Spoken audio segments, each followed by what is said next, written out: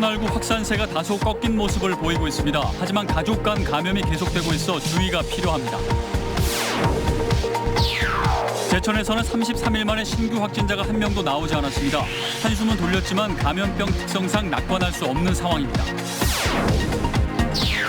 신속 항원 검사를 통한 확진자가 충북에서도 발견되고 있습니다. 문제는 검사 정확도가 당초 예상치에 미치지 못하고 있다는 점입니다. 청주 가로수길 옆에 산업단지 조성이 추진되면서 논란이 되고 있습니다. 주민의 건강권 위협과 도시 이미지 훼손 우려가 나오고 있습니다. 여러분 안녕하십니까. CJB 8시 뉴스 시작합니다. 오늘 도내 확진자는 6명 발생하며 한 자릿수로 뚝 떨어졌습니다. 주말 연휴를 기점으로 확산세가 다소 꺾인 모습인데요. 하지만 가족 간 감염은 계속되고 있어 외출이 자제되는 요즘 각별한 주의가 필요합니다. 안정원 기자입니다. 주말 동안 도내 누적 확진자 수가 1,000명을 넘어섰습니다. 12월 한 달에만 720여 명의 확진자가 발생해 하루 평균 26명의 확진자가 나온 셈입니다. 확진자 대부분은 요양원과 병원의 집단 감염으로 발생했고 이달 확진자의 약 40%를 차지합니다.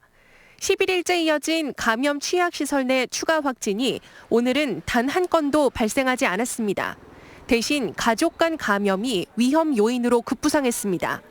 이달 들어 가족 간 감염으로 발생한 도내 확진자는 최소 70여 명, 전체의 10%에 달하는 가운데 추가 확진이 계속되고 있습니다. 역학조사 결과 대부분은 사회활동이 활발한 40, 50대가 먼저 감염된 후 가정 내로 전파되는 패턴을 보이고 있다고 합니다. 특히 최근 일주일 새 확진된 도내 20대 미만의 아동 청소년은 17명으로 모두 부모 등 가족을 통해 감염됐습니다. 외부의 코로나 위협에서 가정을 지켜내기 위해선 개인별 위생수칙 생활화와 각종 모임을 자제하는 게 중요합니다. 모두 함께 당분간만 모임과 만남을 자제해 주신다면 이번 고비를 마지막으로 확실하게 확산세를 잡을 수 있습니다. 코로나 확산과 진정을 판가름할 중대 기로에 놓인 가운데 외부 활동이 줄어든 요즘 가정에서의 방역이 더욱 강조되고 있습니다. CJB 뉴스 안정은입니다. 지역 감염으로 악전고투를 벌여온 제천에서 무려 33일 만에 코로나19 신규 확진자가 발생하지 않았습니다. 감염병 특성상 아직도 사망을 낙관할 수는 없지만 지역 대유행의 늪에서는 빠져나온 것으로 보입니다. 신규식 기자가 보도합니다. 지난달 25일 이후 제천에서는 246명이 코로나19 확진 판정을 받았습니다. 같은 기간 고령과 기저질환자 7명이 사망했습니다. 이른바 김장 모임발 지역 대유행으로 무려 33일 동안 하루도 빠지지 않고 환자가 발생한 겁니다. 두 차례 전국 대유행도 비켜갔지만 인천에서 유입된 코로나19로 초유의 시련에 맞닥뜨린 겁니다. 도내에서는 처음으로 사회적 거리두기 2단계와 3단계를 잇따라 실시했고 꼬박 1년을 준비한 겨울 축제까지 포기했습니다. 그리고 33일 만에 신규 확진자가 한 명도 나오지 않았습니다. 시민 여러분의 적극적인 동참이 최고의 백신입니다. 앞으로도 마스크 착용을 철저히 하고 주변과 접촉을 자제해 주시기 바라며 실제로 지난 한 달여 거리두기와 자가격리는 감염 차단의 절대 원칙으로 확인됐습니다. 다만 무증상 감염자와 감염 경로를 알 수 없는 환자를 즉시 파악하고 관리하는 것이 쉽지 않은 과제입니다. 전국 데이터를 보면 지금 28.5%가 그 무증상 감염으로 이제 고리가 없어요. 연결 고리가. 저희도 그동안에 이제 조사 중인 그 대상을 보면 프로테이지가 꽤 많았거든요. 한편 지난주 보험사발 집단 감염 탓에 환자가 발생한 성신양의 단양 공장은 모든 협력업체를 포함한 전수검사와 즉각적인 격리 조치로 추가 감염자는 단 한 명도 발생하지 않았습니다. CJB 뉴스 신규식입니다. 코로나 확산이 장기화되면서 의료진 피로도가 한계점에 이르고 있습니다. 자칫 의료체계 붕괴마저 걱정되는 상황에서 충청북도가 의사와 간호사 등 의료 인력 260명을 긴급 모집하기로 했습니다. 진기훈 기자입니다. 지난 18일 확진 판정을 받은 청주 참사랑 요양병원 입소자 80대 확진자가 숨졌습니다. 이 80대 환자는 확진 사흘 후 청주 의료원으로 이송돼 치료를 받아왔습니다. 해당 요양원에서만 확진자가 100명 넘게 발생하는 등 충북에선 한 달 새 병원과 요양원 입원 환자 등 고위험 확진자가 300명가량 발생했습니다. 문제는 이들을 책임질 의료진이 부족하다는 겁니다. 중증 환자를 전담하는 충북대병원은 현재 의료 인력 포화로 추가 환자를 받기 어렵습니다. 통상 중증 환자 1명당 5명의 의료진이 투입되는데 고위험군이 많아 경증이 중증으로 갑자기 발전하는 상황에 대처하기에도 역부족인 상황입니다. 코로나 감염 질환이 아니고 중증 질환으로 발전하기 때문에 중환자 의학을 하신 분들이 해주셔야 됩니다. 간호사분들도 마찬가지고 감염이나 중환자 전문가 하신 분이 그때 200여 그렇게 많지는 않습니다. 그런 분들이 거의 지금 24시간 집에도 못 가고. 경증 환자들을 돌보는 청주와 충주의료원 등에도 환자와 병상은 늘고 있지만 의료 인력 확충은 없습니다. 도 방역당국은 의사와 간호사 등 의료 인력 260명을 모집해 긴급 의료 인력풀을 마련한다는 계획이지만 기대만큼 자원자가 나올지 자신하지 못하고 있습니다. 감염성 질환이다 보니까 아무래도 기피하는 부분도 있고요. 그래서 모집이 쉽지는 않기 때문에 전문 인력들이 집중적으로 이 기회에 모집에 응해 주셔서 의료 인력 피로도가 한계점에 다가서고 있는 상황에서 의료계와 방역당국의 긴밀한 소통을 통해 의료체계 붕괴를 막는 게 중요한 과제로 떠올랐습니다. CJB 뉴스 진기훈입니다. 선제적으로 감염원을 차단하겠다는 취지에 맞게 신속 항원 검사를 통한 확진자가 충북 지역에서도 발견되고 있습니다. 다만 지금까지의 검사 신뢰도는 기대에 못 미치는 수준을 보이고 있습니다. 이태연 기자입니다. 지난 19일부터 충북 지역에서도 신속 항원 검사가 시작됐습니다. 취약계층과 대중교통 종사자 등 충청북도는 검사 대상자를 20만 명까지 확대해 나가겠다고 밝혔습니다. 하지만 아직까지 그 체계는 자리 잡지 못했습니다. 일선 현장에서는 신속이라는 단어가 무색할 정도로 지체되기도 했고 일반 공무원들이 대거 투입되는 등 인력난을 겪기도 했습니다.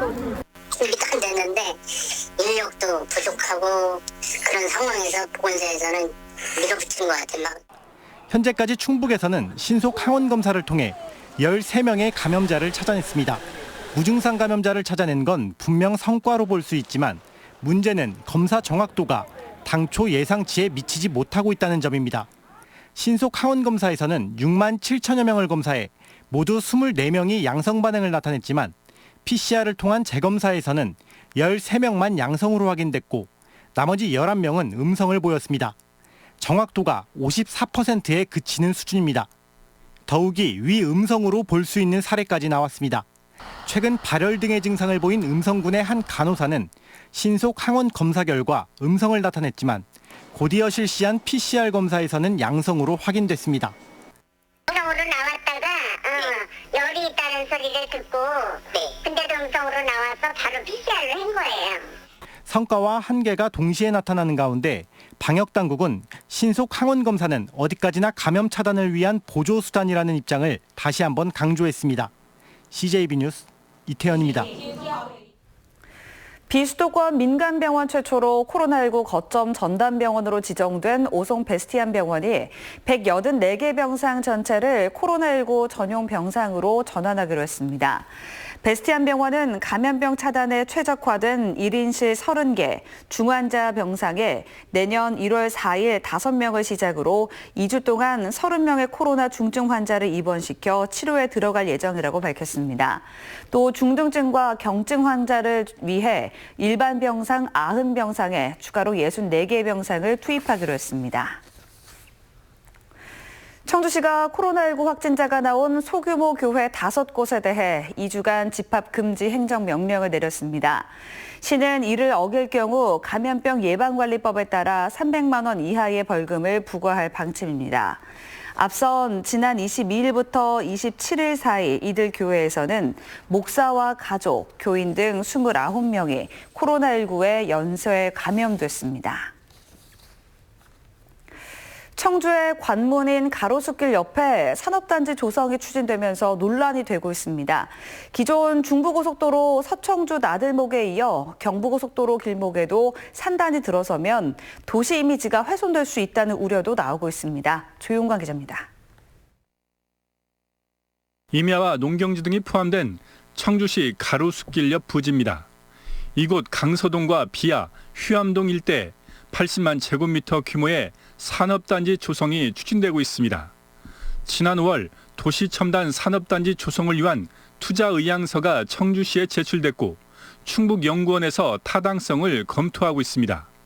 환경단체는 청주의 상징인 가로수길 옆은 산업단지가 들어설 자리가 아니며 인근 학교와 아파트 단지 주민들의 건강권도 위협받을 수 있다며 철회를 요구하고 있습니다. 청주 시민의 남은 숨쉴 공간이라고는 거기밖에 없는 것인데 거기마저도 공단을 세워서 뭘 어쩌겠다는 것은 정말 납득하기 어렵습니다. 청주시는 아직 계획 단계이지만 사업성이 확인되면 필요한 절차를 밟아 나가겠다는 입장입니다. 또 굴뚝 산업이 아닌 바이오와 지식 정보 기반 산업이 들어와 환경에 미치는 영향도 크지 않을 것이라고 주장하고 있습니다. 미관이나 아니면 전체적으로의 문제가 안 되게끔 토지 인격을 잡을 거라 그 부분 크게 걱정은 안 하셔도 될 것 같습니다.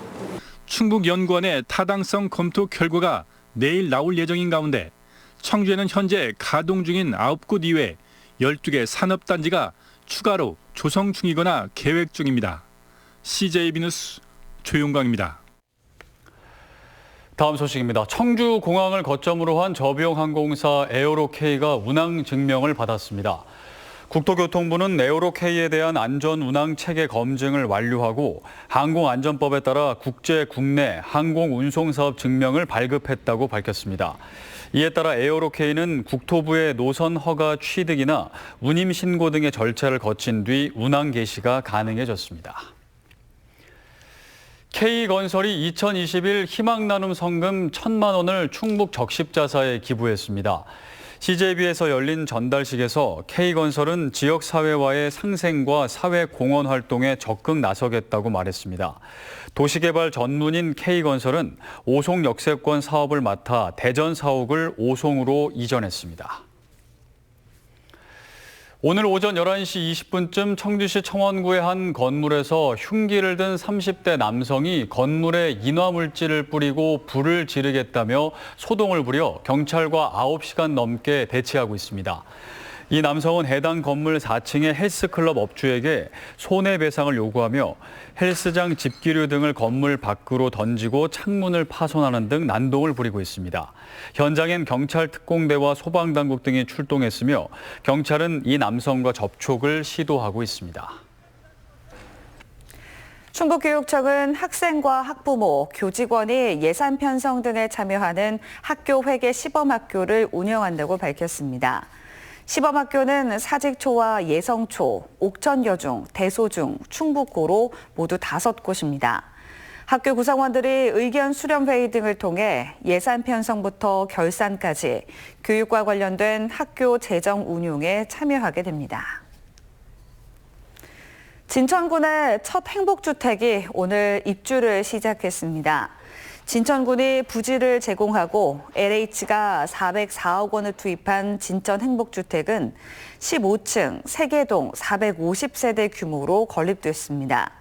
진천군 행복주택은 산업단지 근로자들을 지역 인구로 정착시키기 위해 청년 근로자들의 모집 비율을 높인 게 특징입니다. 청주시와 현대 HCN, 전국아파트연합회 청주지회, 대한주택관리사협회, 충북도회가 공동주택관리 아파트키퍼 모바일 앱 구축을 위한 업무 협약을 체결했습니다. 아파트키퍼는 현대 HCN이 무상으로 제공하며 아파트 운영 관련 전자투표와 주정차 미등록 차량 관리, 긴급 재난공지, 커뮤니티 정보 전달 등의 업무를 처리할 수 있습니다.